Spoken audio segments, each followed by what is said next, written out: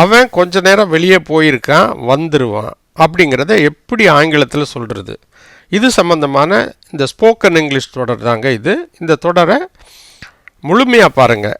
இப்போ பொதுவாக நம்ம இப்படி சொல்லியிருப்போம், அவன் கொஞ்ச நேரம் வெளியே போயிருக்கான் வந்துடுவான் அப்படின்னு நம்ம சொல்லுவோம். இது பொதுவாக சொல்லக்கூடிய ஒரு வாக்கியம்தான். இதை இப்படி சார் இங்கிலீஷில் சொல்கிறது. அவன் வெளியில் கொஞ்ச நேரம் போயிருக்கான் அப்படிங்கிறதுக்கு ஒரு ஃப்ரேசல் வேர்ப் இருக்குது. அதை வந்து நிப் அவுட்டுன்னு சொல்லுவோம். நிப் அவுட் அப்படின்னா கொஞ்ச நேரம் வெளியே போயிருக்கான், இந்த வெளில போயிருக்கான் அப்படின்னு சொல்லுவோம்ல, அதை நிப் அவுட்டுன்னு சொல்லுவோம். நிப் அவுட்னா கொஞ்ச நேரம் வெளியில் போயிருக்கான். நிப் அவுட் மட்டும்தானா சார்? நிப் அவுட்னா கொஞ்ச நேரம் வெளியே போகுது. அதுக்கு வேறு வார்த்தை இருக்கா? கோ அவுட், வெளியே போகிறது. இன்னொன்று என்னது? நிக் அவுட். நிக் அவுட்டுன்னா கொஞ்ச நேரம் வெளியே போகிறது. இப்போ இந்த நிக் அவுட்டுங்கிறத வந்து இங்கிலீஷில் ஆஸ்திரேலியாவில் மட்டும்தாங்க யூஸ் பண்ணுவாங்க, மற்ற இடங்களில் யூஸ் பண்ண மாட்டாங்க. சரியா? இப்போ இதை எப்படி சார் சொல்கிறது பார்க்கலாம்.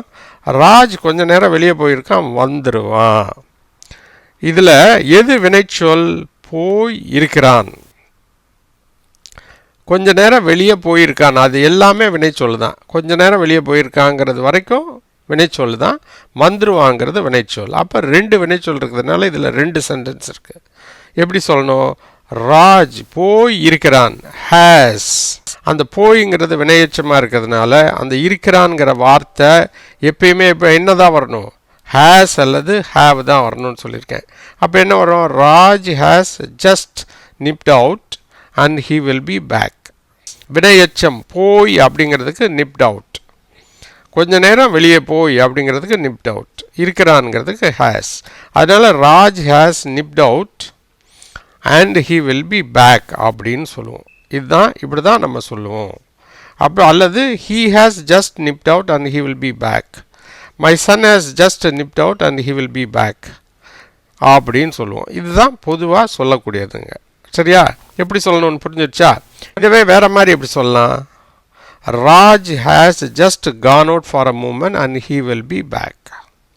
Raj has just gone out for a moment and he will be back அப்படின்னு சொல்லலாம். சரியா? இப்போ வேற ஒரு உதாரணத்தை பார்க்கலாம்.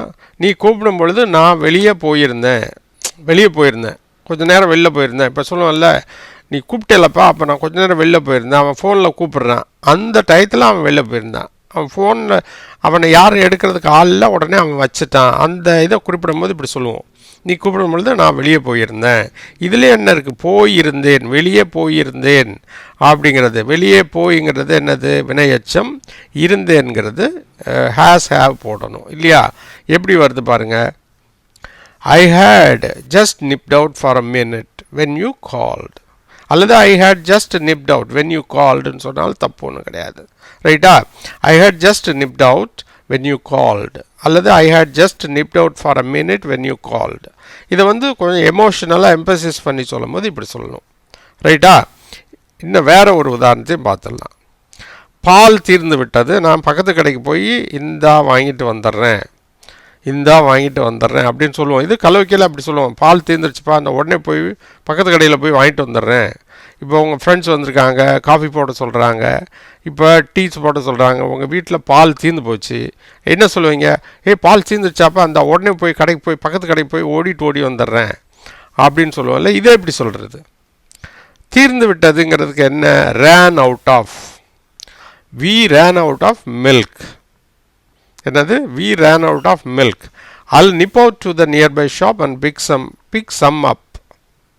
Pick up some அப்படின்னு சொல்லலாம், pick some up அப்படின்னு சொல்லலாம். We ran out of milk. I will nip out to the nearby store and pick some up. இதே இது வந்து ஒரு சுகர் தீர்ந்து போச்சு அப்படின்னா we ran out of sugar. I'll nip out to the nearby shop and buy some. இப்படி தாங்க சொல்லணும். ரைட்டா? இவ்வளோ தாங்க. இதுதான் உங்களுக்கு ஸ்போக்கன் இங்கிலீஷில் தெரிந்து கொள்ள வேண்டியது. நிப்பு சம்மந்தமான, நிப் அவுட் சம்மந்தமாக உங்களுக்கு ஸ்போக்கன் இங்கிலீஷில் தெரிந்து கொள்ள வேண்டிய பொதுவான வாக்கியங்கள் இவ்வளவு தான். இந்த சேனலை பார்த்து கொண்டிருக்க அனைத்து நண்பர்களுக்கும் உங்கள் வீட்டு பக்கத்தில் தமிழ் வழியில் படிக்கும் மாணவ மாணவிகள், கல்லூரி அன்பர்கள், ஆங்கிலத்தை எழுத படிக்க விரும்பும் தமிழ் நண்பர்கள் இருந்தால் அந்த சேனலை பற்றி எடுத்து சொல்லுங்கள். இந்த சேனலை நீங்கள் சப்ஸ்கிரைப் பண்ணலைன்னா ப்ளீஸ் சப்ஸ்கிரைப் பண்ணுங்கள். அதோடு மட்டும் இல்லாமல் இந்த பெல் ஐக்கானை கிளிக் பண்ண மறந்துடாதீங்க. அப்படி கிளிக் பண்ணுறதுனால நாங்கள் போடுற வீடியோக்கள் அனைத்தும் உங்களுக்கு உடனுக்குடன் வந்து சேரும் என்பதை இதன் மூலம் தெரிவித்துக் கொள்கிறேன். மேலும் இந்த சேனலின் பயன் உலகம் முழுமைக்கும் உள்ள தமிழ் பேசும் நமது சொந்தங்களுக்கு சென்றடைய இந்த சேனலை பற்றிய விவரங்களை வாட்ஸ்அப்பிலோ அல்லது ஃபேஸ்புக்கிலோ ஷேர் பண்ணுங்கள் என்றும் தாழ்மையுடன் கேட்டுக்கொள்கிறேன். நண்பர்களே, நன்றி, வணக்கம்.